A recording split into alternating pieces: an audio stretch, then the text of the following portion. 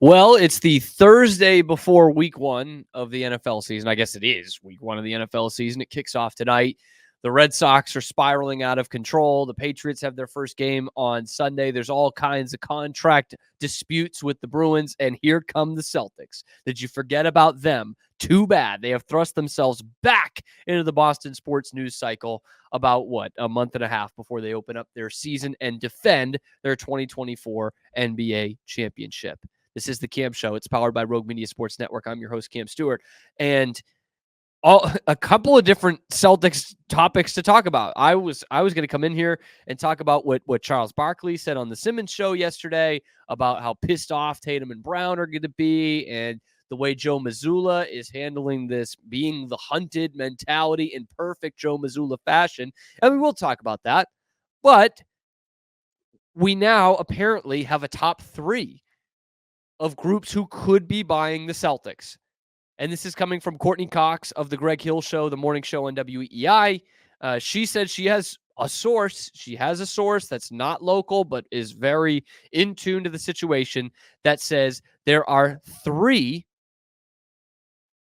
groups left for their pitch to buy the Boston Celtics, which of course went up for sale right after they won the NBA title this year. The three groups that could be buying the Celtics, one of them is Jeff Bezos. So for all that poo-pooing that we heard right after the initial reports a few weeks ago, no, that's bull. He's not into this. This is just someone who can buy the team. Simmons had that one first. I think Felger and Maz pushed back on it a lot, and now all of a sudden they're back in the discussion. Jeff Bezos being one of them. Not surprising. He's tried to buy an NFL team before.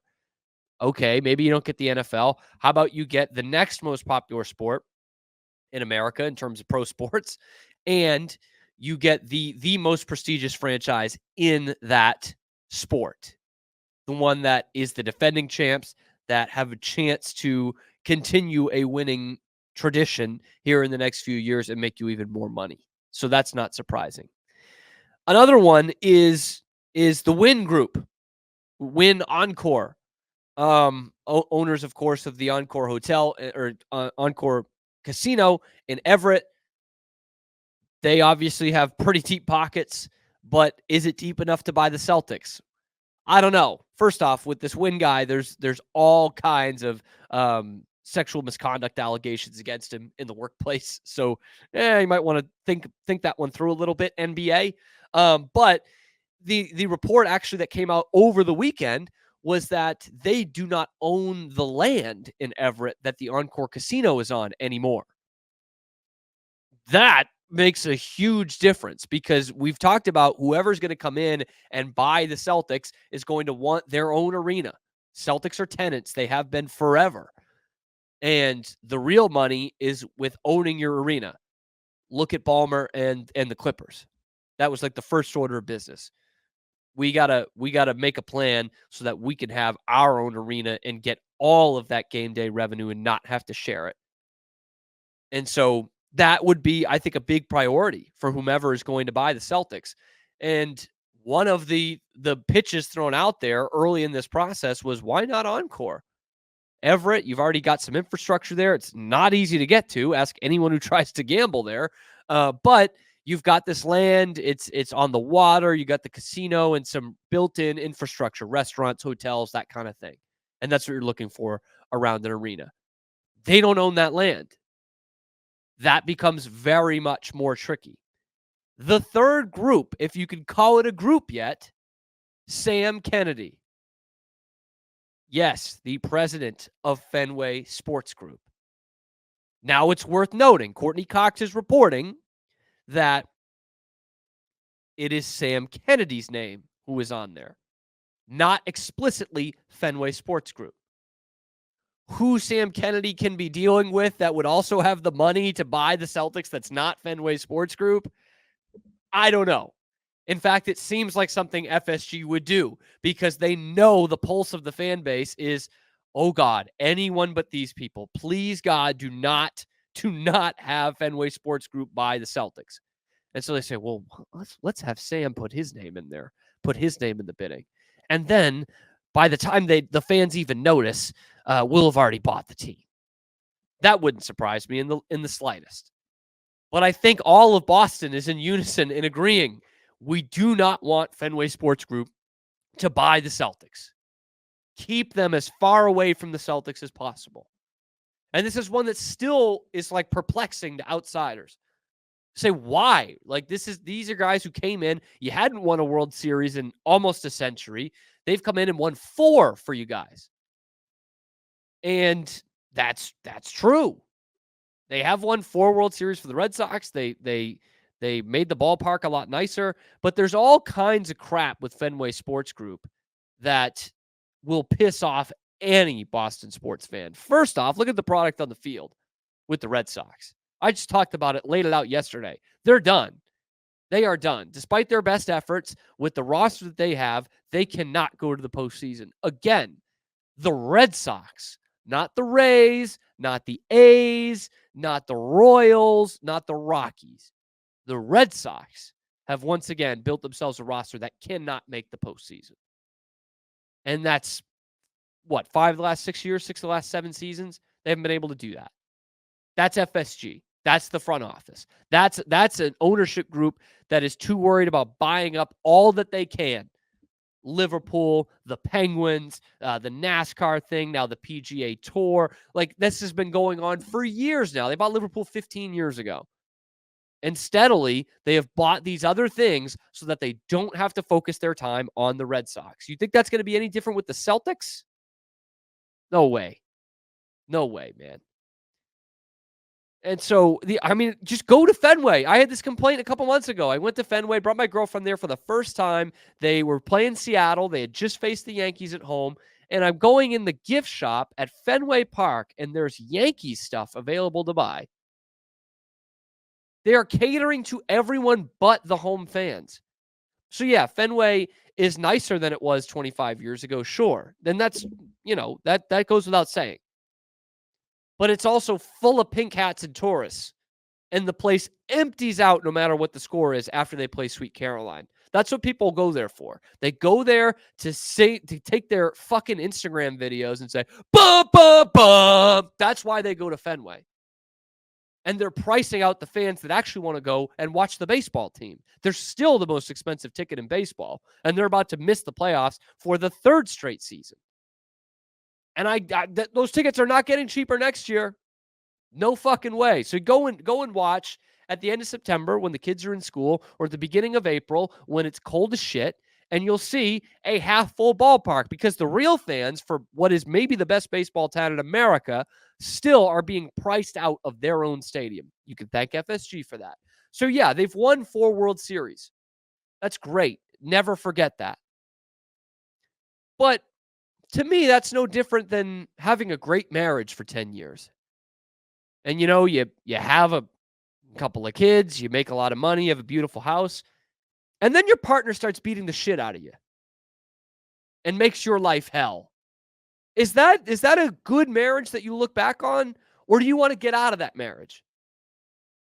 To me, that's no different than FSG owning the Red Sox. Yeah, it's great for a long time. And now it's not. Now it's detrimental.